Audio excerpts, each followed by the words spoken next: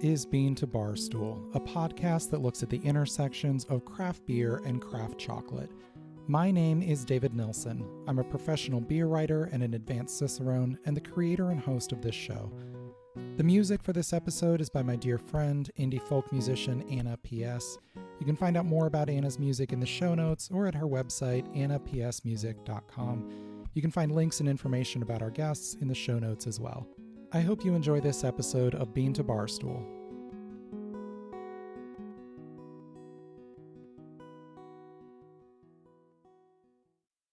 Today's episode is a look back at my favorite beers, chocolates, and pairings of 2021. You'll also hear from several friends in the beer and chocolate worlds who share their own favorites from the last year.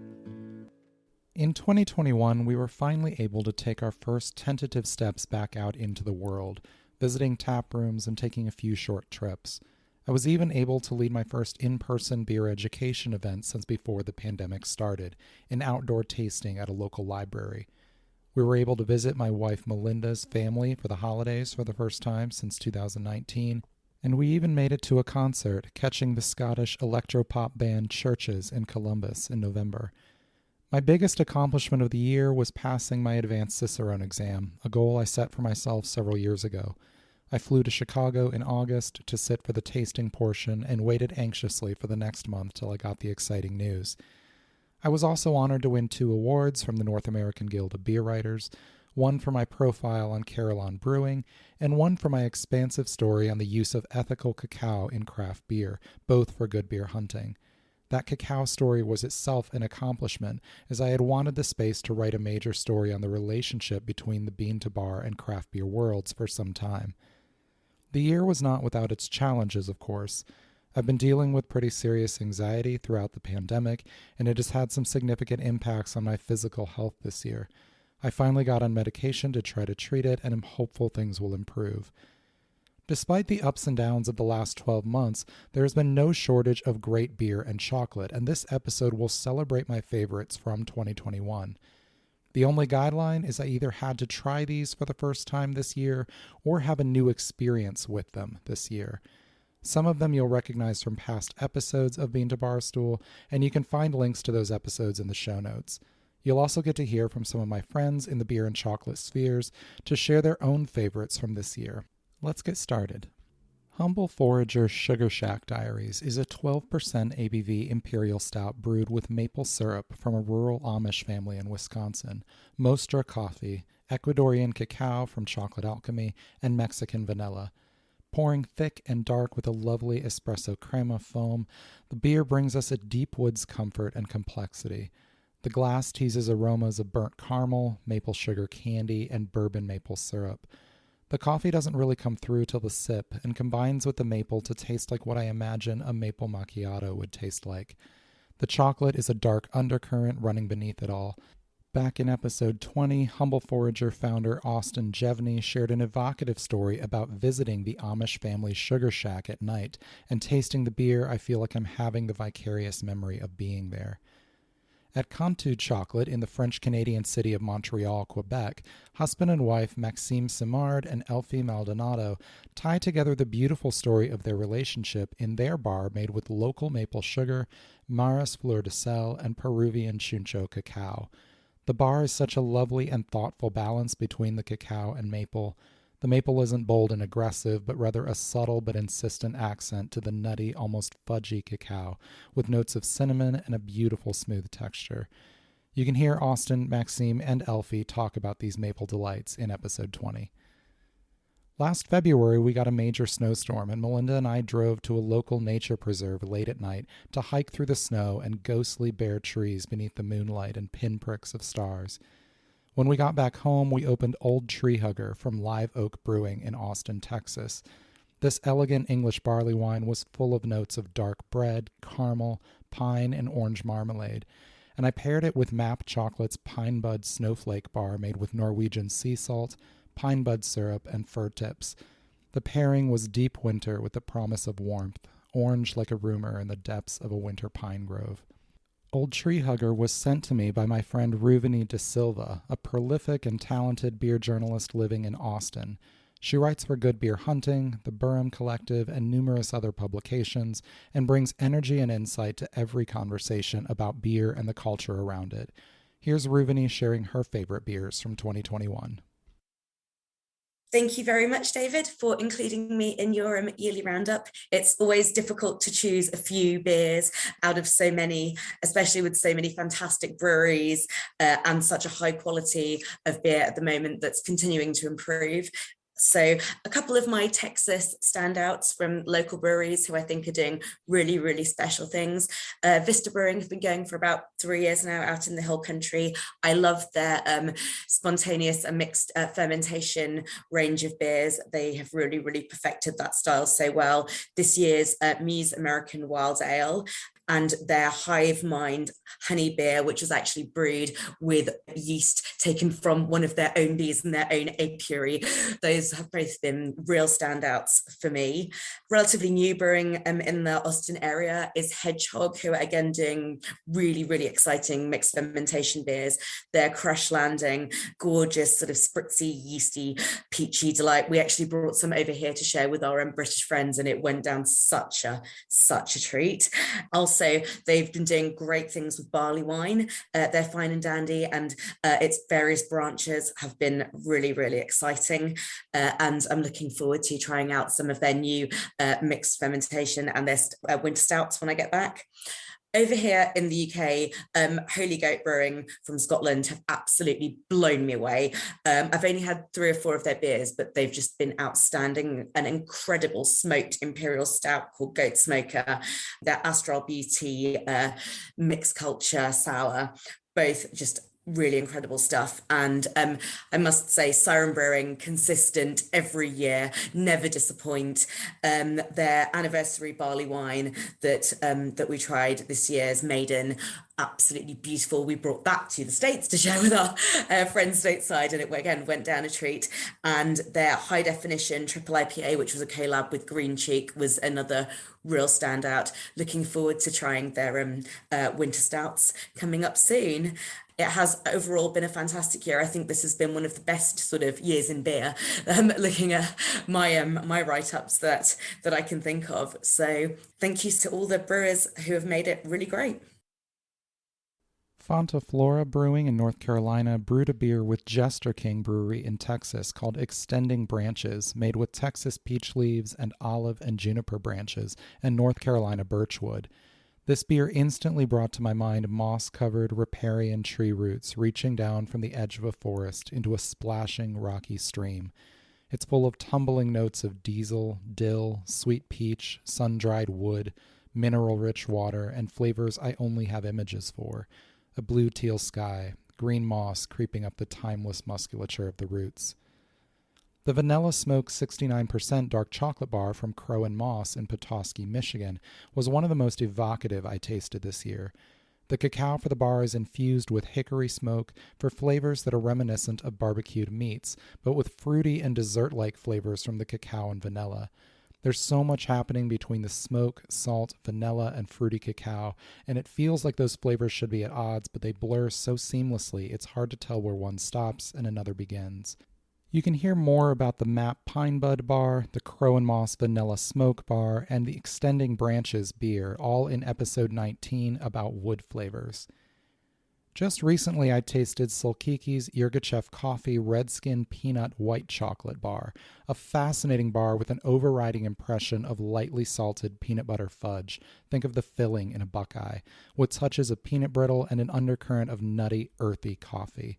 Speaking of coffee, Land Grant and Beyond Black IPA is brewed with Crimson Cup Casa Cabina and Antigua Finca El Cadejo coffee and Chinook, Azaka, and Simcoe hops.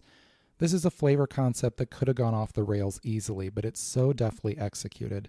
The tropical hops and fruity coffee dovetail beautifully, with higher notes of coconut and mild cantaloupe over a sweet, caramel-like coffee foundation that leads into a balanced, piney hop finish. I never would have pitched this as a good idea, but it sure does work. Coffee and chocolate have a lot in common from a sensory and production standpoint, and they can even be grown together to maximize land use and provide more year-round income for farmers. The folks at Onyx Coffee Labs have launched a line of chocolate bars called Terroir by Onyx that use coffee and cacao from the same regions. Their Columbia bar offers a beautiful interplay between the more acidic, fruity, and floral notes and the deeper nutty and woody tones with caramel and bourbon barrel. There's an upfront nuttiness from the coffee, but after that, the balance between the higher notes of wildflowers and creamy, sweet tropical fruits and the bar's deeper, warmer comforts is seamless and beguiling. What a beautiful alchemy of these two crops. You can hear more about the process and spirit behind the Terroir series in episode 13. The Sulkiki and Crow and Moss bars I've mentioned were sent to me by Shay Powell, one of my dear friends in the chocolate world. Shay runs the popular Chalk Coffee Wine Instagram account and is an enthusiastic advocate for savoring chocolate with our favorite adult beverages. Here's Shay sharing her favorite chocolate bars from 2021. Thanks, David, for letting me talk about my very favorite chocolate bars of this year. These two, rather two inclusions, but 3 bars. Sorry, I cheated. The one that blew me away first was a 80% from Peruvian maker Kuma, and the rest is all banana, 20%. It's sweet and astonishingly creamy from the bananas, and the fruitiness comes from the cacao. I've never tasted anything like it. This bar takes high percent chocolate to a whole new level. The second ones are 2 goat milk bars. One, a simple goat milk bar with Mexican cacao that totally vanishes in one sitting. It's made by Fernando of Cielo Dentro Chocolates. The tanginess from the goat milk is perfectly balanced with the Mexican cacao. The other one is from Hans of Violet Sky Chocolate, and the bar I'm talking about is called the Cajeta Bar. Caramelized goat milk white chocolate is decorated in swirls in a dark chocolate with sea salt. Beautiful balance. That is an understatement. So there you go. There you have it. 2 of my favorite bars of 2021. We'll be right back. Hey everyone, Final Gravity Issue 5 is now available in the shop on beantobarstool.com. This 5th issue of our zine telling personal, human-centered stories from the world of beer is full of great articles. Bano Segudu tells the story of the South African beer style Umkombothi, poignantly explaining its role in her culture and the importance in her family's celebrations and milestones. Maria Krugliak writes about discovering the Portuguese half pint after moving to Portugal during the COVID-19 pandemic. Amanda Bruns and Obakeng Malope discuss the water spirit Mamuhaswa and the collaboration beer they brewed in her honor. These and numerous other stories fill the 56 pages of this zine. We've expanded it and added a few features for this issue. It's full color, full of lots of beautiful photography and art. Definitely check this out. It's on beantobarstool.com/shop. You can purchase this issue or subscribe, and you can always support us on Patreon and get extra perks as well. Cheers.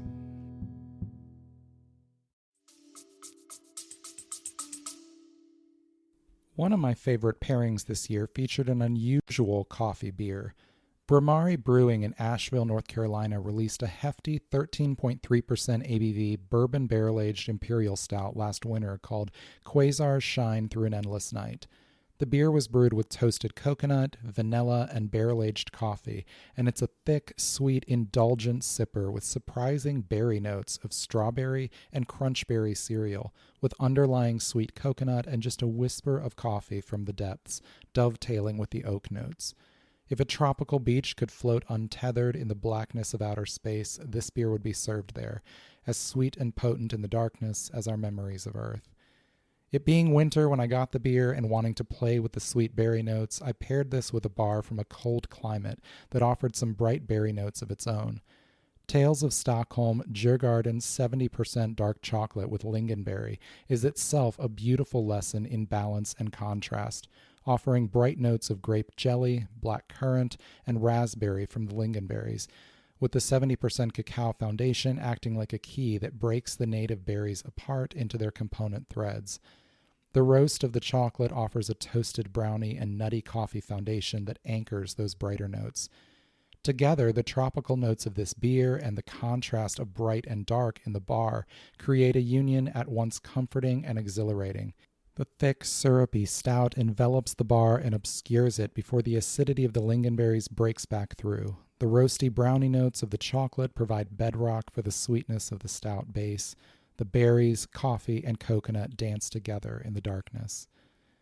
The dairy chocolate dark milk out of Raleigh, North Carolina is smooth and luxurious, with deep caramel cream and a ridge of acidity rippling beneath the silky and creamy mouthfeel. I've been writing for Porch Drinking for almost 5 years now and have made a bunch of beer-loving friends through that. Kinsey Bernhard writes for Porch Drinking and hosts the popular Boys Are From Marzen podcast for the site. She also works for the Highwire Brewing Tap Room in Louisville, Kentucky. Here's Kinsey to share her favorite beers from 2021. Hey, this is Kinsey Bernhard. 2021 was a crazy but fun year, especially for beer. I drank so many amazing beers this year. To list them all, we would be here for about 20 minutes, so I won't take up that time. I think the top of my list comes in, it's a little bit of a homer pick. I'm going to have a few homer picks. I work for Highwire Brewing Company here in Louisville, but we are a company based out of Asheville. And one of the best beers I had this year was a dry hop Pilsner, a collaboration with Burial Beer out in Asheville called Hop to Death. It was a dry hop Pilsner at 5.5 ABV. And when I say that I never wanted this beer to go away, I wasn't joking. We actually just kicked the keg today, and it was a very, very sad day. I think we all shed a tear. But yeah, I'm a sucker for dry hop pills, and it was fantastic. Another really great beer that I had this year was, I'm going to continue on these lager trains. And I was again in Asheville at Zillicoa, and they had a Pilsner on tap that was absolutely phenomenal. They do it in the proper beer glass. And I think, it's funny. I was drinking an IPA last night thinking I hadn't drank an IPA all year or in a couple months. So I'm really on the lager train. So if it's still out there, find Hop to Death from Burial and Highwire Brewing. And then you can also, if you're in Asheville, check out Zillicoa and drink their Pilsner. I could list 8,000 other lagers I had this year, but I won't waste your time. Some honorable mentions. We did a fest beer for Highwire. Falls City has a dry hopped lager, Couch Coach. And like I said, let's get back to lagers. Let's make 2022 the year of the lager. Kinsey's not the only one on the lager train. Over the last few years, we've seen growth in the availability and appreciation of classic lager styles, and I am here for it. I had so many great lagers this year, so I'll quickly share a few of my favorites. Here in Ohio, Noble Beast Brewing in Cleveland is consistently putting out fantastic classic lagers. I could have chosen any of them, but their Graf Vienna stood out to me. This Vienna lager is brewed with just a touch of corn to mimic Mexican amber lagers, and it's endlessly drinkable, with toasty malt notes, a dry, slightly flinty finish, and moderated hop bitterness. I enjoyed Jackie O's Gold Denim on the patio of the Barrel House in Dayton, my favorite beer bar. My sister was visiting from North Carolina, and it was the first time we'd seen each other since before the pandemic. I took no notes on this beer because I was so focused on finally getting to hang out with my sister. But the only thing that distracted me from our laughing conversation was the continual realization of how perfect this golden Dortmunder export lager was. Autumn sees me drinking a lot of Oktoberfest lagers, and this year my favorite was Brinktoberfest from Cincinnati's Brink Brewing. Just a whiff of slate-like sulfur, a toasty, bready foundation, a dry minerality, nice bitterness, and just a subtle touch of caramel. On a trip to Denver in November to cover a few beer stories, I got to drink at two of the best lager breweries in the country. At Bierstadt Lagerhaus, I had their legendary slow pour Pils, a crisp German Pils that goes down so easy you almost don't realize you're drinking it except that it's delicious.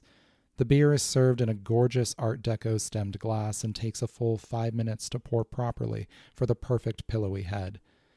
Cohesion Brewing brews exclusively Czech lager styles, and they serve them from proper Czech side pour faucets, which allow for the range of traditional Czech pours. Hladinka, which is a conventional pour with moderate foam, Schnitt, which is about half beer and half foam, and Mliko, which is mostly foam. This isn't normal beer foam, though. The specialized faucet creates a wet, meringue-like foam that is as flavorful as the beer itself. My wife and I were there one evening after a collaboration brew day at Seedstock Brewing, and we sat at a long table with brewers and downed mug after mug of these frothy old world delights. It was an amazing sensory and social experience. Single origin chocolate bars are sort of the classic beer styles of chocolate, showcasing refinement and character without the addition of flashy inclusion ingredients. These are the backbone of craft chocolate, and while I love inclusion bars, especially for pairings, tasting single origin bars is like grounding myself and continually teaches me more about cacao and chocolate making itself. In 2021, I was introduced to Nostalgia Chocolate out of Syracuse, New York. I ultimately interviewed founder Tyler Cagwin for episode 30, focusing on his recent hop-aged bar with Cascade hops, but his single origin bars are delightful as well. Nostalgia's Madagascar Sambarano Valley 70% bar is a great example of how well Tyler understands his beans and how to let them express themselves, with the awareness that sometimes discretion is the better part of valor. Madagascar is a bold origin, but this bar shows enough restraint to allow its flavors to be graceful rather than brash. The acidity of the origin is there in citrus and berry, but it's gentle, layered over a chocolate foundation of cashew and dry roast with sunny, radiant warmth. Manawa Oahu Island Mililani 70% from Hawaii represents what this tropical archipelago tastes like in my mind. It's floral, fudgy, fruity, with notes of coconut, lily, berry, banana, and papaya. Sweet but not too sweet, an island vacation in bar form. Escania Wanjanegas is a 50% milk chocolate bar from Haiti made with rapadou, an unrefined sugar. This bar has been a continual rediscovery for me throughout the year, one I've come back to and continually been caught by because of how good it tastes. It carries a subtle grassy sweetness like agave syrup with a touch of hay, a creamy texture, and a comforting fudgesicle-like body. One of my first primers on the world of craft chocolate was Megan Giller's book, Bean to Bar Chocolate, America's Craft Chocolate Revolution. Megan is a chocolate educator and writer and the founder of ChocolateNoise.com. She's become a friend of mine, and I asked her to share some of her own favorite chocolate bars from 2021. Hey David, it's Megan. So I just wanted to tell you about some of my favorite chocolate bars from this year. So one of the favorite bars that I tried was from Crew Chocolate, and it was their 72% Guatemala bar. And I was just shocked at all of the wonderful, delicious flavors in here. It had like a really interesting, almost almond sort of thing going on. And Crew does an amazing job sourcing cacao and working with people all over Latin America. I feel particularly connected to this one because Madeline Weeks, who leads chocolate tastings for my company, Chocolate Noise, actually was the one who connected Carla at Crew Chocolate to this group of women in southern Petén, Guatemala. So it's a very special bar, and I really savored it and had a really hard time eating the very last piece. The other bar that I really wanted to talk about is from a company called Chocolatissimo, which is in El Salvador. And I had the good fortune to be able to taste some of their chocolate through the Northwest Chocolate Festival. And I believe that they actually won some awards during that festival too. And I honestly don't even have a specific bar from them. I just really loved everything that I tasted. I believe it is a company that's owned by several women too. And I was delighted to find that out and to see such great stuff being made in a country of origin. So there are so many other bars that I can talk about, but those are two of my favorites. And thank you for including me.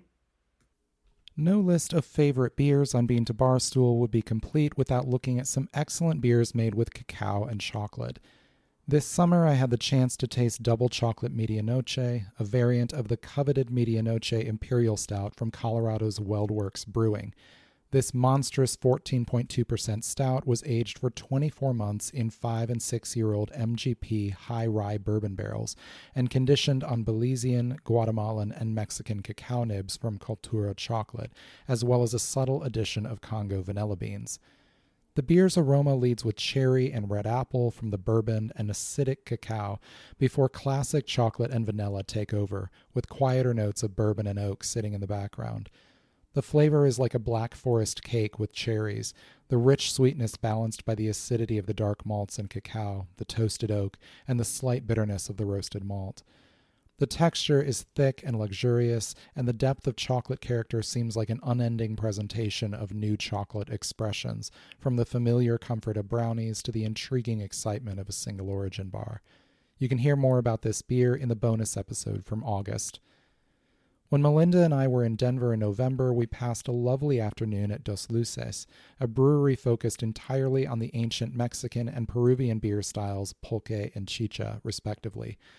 Both styles are brewed with malted corn, with the pulque being 49% maguey sap and 51% corn, and both are far lighter than typical beers, with tart and bright acidity. Their pulque azteca is made with chocolate and subtle cinnamon and New Mexico chilies, and tastes like an acidic spiced cacao with the comforting chocolate and the bright acidity somehow working beautifully together. The beer is normally made with Cultura chocolate, but unfortunately had to be made with Ghirardelli this time because of supply issues. I know. It was still delicious, and I can't wait to taste the Cultura version at some point. The last chocolate beer to make my list was a complete surprise.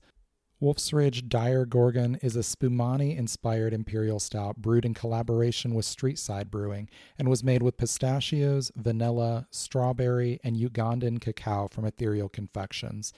Spiritus strawberry, angel food cake with berries, mildly acidic coffee-like cacao notes, and a sweet but not too sweet foundation make this one of the most unexpected delights of the year. You can learn more about Wolf's Ridge and their relationship with Ethereal Confections back in episode 8. Speaking of surprises, one of the most unexpectedly great pairings of this year was between Blue Owl Wee Beastie, a sour wee heavy brewed with peat smoked malt, and Volo Mexicali dark cream chocolate, a 70% bar made with Haitian cacao, dried cherries, and 3 different chili powders. Ruveni, whom you heard from earlier, sent me this beer, and I was a bit skeptical, but ended up loving it. It was funky and weird and somehow completely worked, with a deep earthiness that was pulled up and lightened by the acidity, with petrichor and leaf litter, dark pumpernickel bread and nuttiness, a touch of toffee, and some distant smoke. The Haitian chocolate layered into the malt flavors of dark bread, toffee, and nuts in the beer, while slightly taming its wild complexity, while the cherries warmed in the beer's acidity and the chili heat forced through the web of flavors to dazzle on the surface. It reminded me in some ways of a spiced sangria with jalapeno slices floating on the surface, albeit with more malt depth underneath.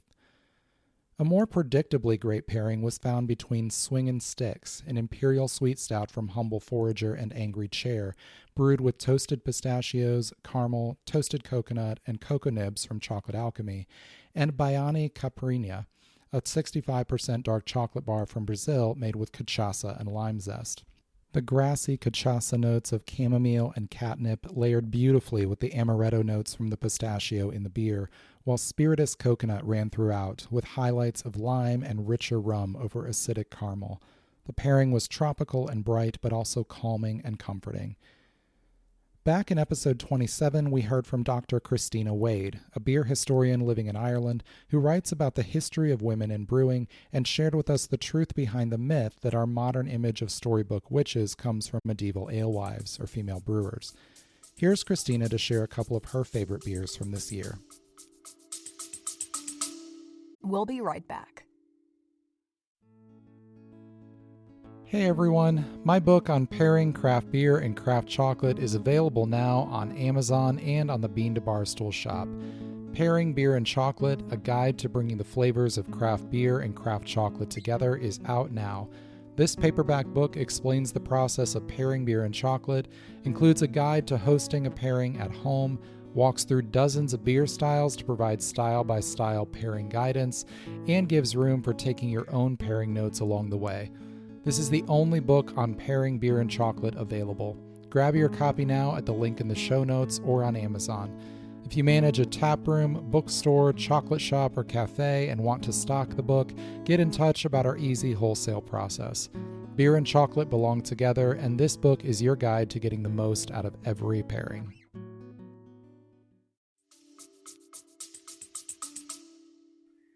Hey David, it's Christina, and I'm going to share a couple of my favorite beers from 2021. The first one I'm going to talk about is Flora and Fauna, which is a double IPA from Western Herd Brewing Company, We, at the Beer Ladies podcast, went out there for a wee visit sometime over the summer, but we actually got to have it actually at the brewery, as well as they have a pub locally in Ennis, and so we got to try it there as well.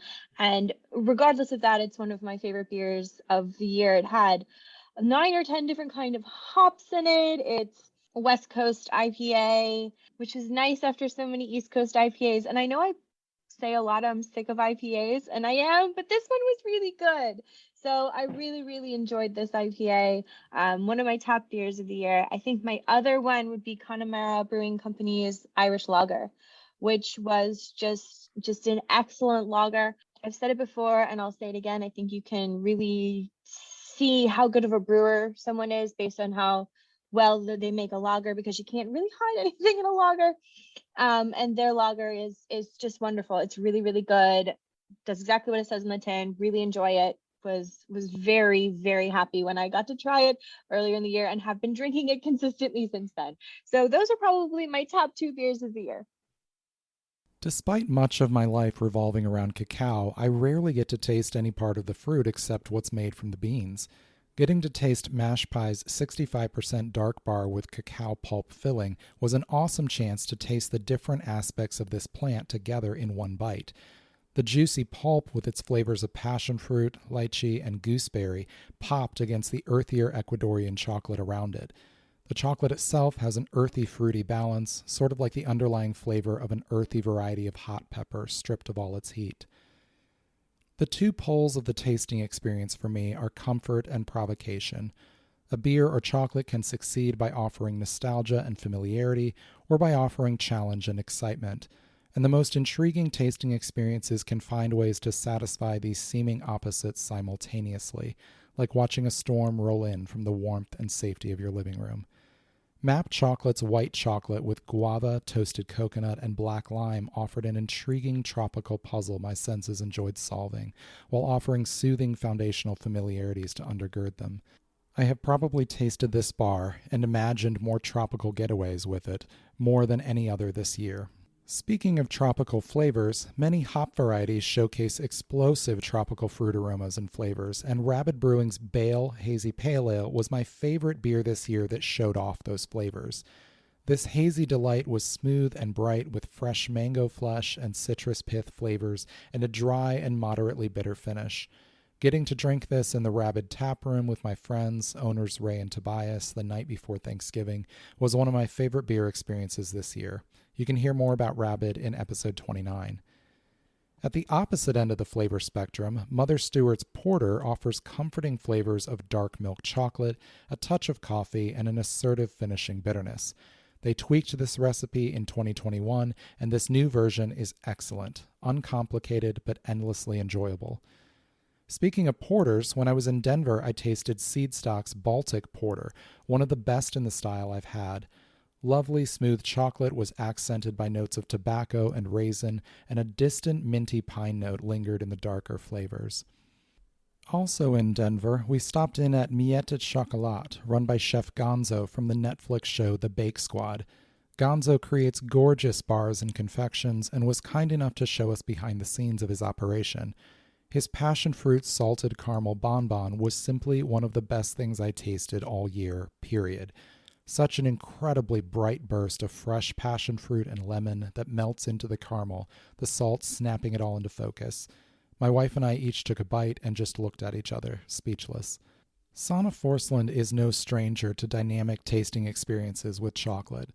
This Swedish chocolate educator runs Cacao Sanna, leading chocolate tasting events, and co-founded the Chocolate Cooperation, importing craft chocolate into Sweden. You can hear my interview with Sanna back in episode 26, but for now, here's Sanna sharing her favorite chocolates from 2021. It's been incredibly hard to think of just 2 bars that stick out for me during the past year. But going over my notes and thinking back in my mind, there's 2 bars that stand out. And the first one is something that I usually don't go for because it's a white bar. It's a vegan white by Weekend Chocolate, and it brought back so many childhood memories. It was the Shiba bar, so it was with roasted hazelnut and pumpkin seeds, and Thinking about it still makes my mouth water almost a year later, because that was a bar that didn't last long. Another bar, I actually still have the last piece and I haven't wanted to finish it. And it's Mexican cacao with Prima Botanica. And I've had many beautiful bars with cacao from the Rayon Co-op. And this one really sits with me and brought a huge smile on my face. And that's what I want from a chocolate bar. I want them to awaken memories and to make me smile. And take me on a little journey. As always, I want to travel through the chocolate. Last winter, through the kindness of Max Gandhi, aka Dame Cacao, and Natalie Sawanprakorn of Choconat in Bangkok, Thailand, I had the chance to finally taste Nat's Up in Smoke bar. The cacao for this bar is smoked over a Thai aromatic candle used in many Thai desserts, and also includes pandan and coconut. I had never tasted anything made with a Thai aromatic candle, and if I hadn't known, I'm not sure I would have identified the flavor as smoky at all. What came to mind almost instantly for me was the smell of an old bookshop, the kind I can get lost in for hours on a rainy Saturday afternoon. Bibliosmia is the smell pages of old books take on as they age, and with my eyes closed as I tasted this bar, it was like I was in a shop full of them, the shelves overcrowded and thin sunlight streaming in through the windows, warming the wood surfaces and the overstuffed and worn-down leather chair I would retreat to with my finds after browsing. That aromatic tableau involves the books, the wood, the leather, the dust of ages in the air, and the bar's toasted coconut, pandan, and a whisper of salt breathe warm vitality into the scene. You can hear more from Nat about this bar back in episode 5. Also in January, I got to taste my first bar from Not Your Sweetie, and appropriately, it was their Fuck Trump Volume 3, He's Really Gone, a 70% Tanzania bar. The initial fudgy flavors move aside for notes of blueberry and berries and cream, a smooth roast shielding a regal underlying acidity, with touches of wildflower honey in a perfect melt. Not a bad way to celebrate a new era.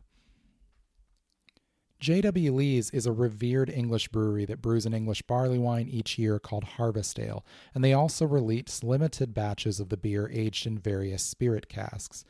One of my favorite pairings this year came from pairing their 2015 Harvest Ale, aged in Calvados apple brandy barrels, with Mash Pie's 65% dark chocolate bar made with calamondin, a citrus fruit believed to be a hybrid of kumquat and mandarin orange. This aged English barley wine is full of toffee, raisin, and crisp apple, and sweet bread notes, and the pairing offered notes of bright orange marmalade and orange caramel over a warm leather and hay foundation, with the chocolate itself and the dried fruit notes in the beer serving as a frame to hold it all in focus. Another cellared beer I loved this year was a 2018 bottle of De Dole Stil Nacht from Belgium.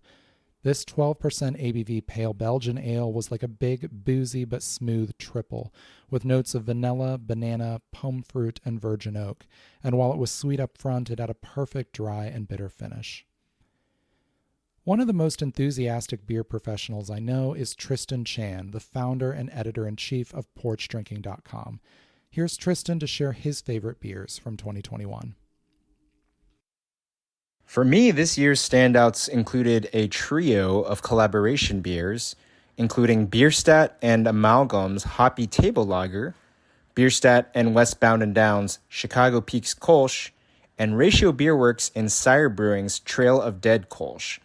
It's a little bit surprising that 2 Kolsches made the top of my list, but they were both phenomenal in their own right. I also thought that Weldworks Brewing's Medianoche Reserve was one of the best barrel-aged stouts I had ever come across. And a new brewery that came to Colorado this year, Cohesion, produced an incredible wet hop lager, their Cohesion 10 Wet Hop Lager. As I mentioned earlier, I flew to Chicago in August to sit for my advanced Cicerone tasting exam. I'd been dealing with health problems all year, and I wasn't optimistic about my chances of passing. But in the days before the exam, I felt a sense of calm acceptance take over. Throughout the summer, I had been using chocolate as a means of meditative self-care.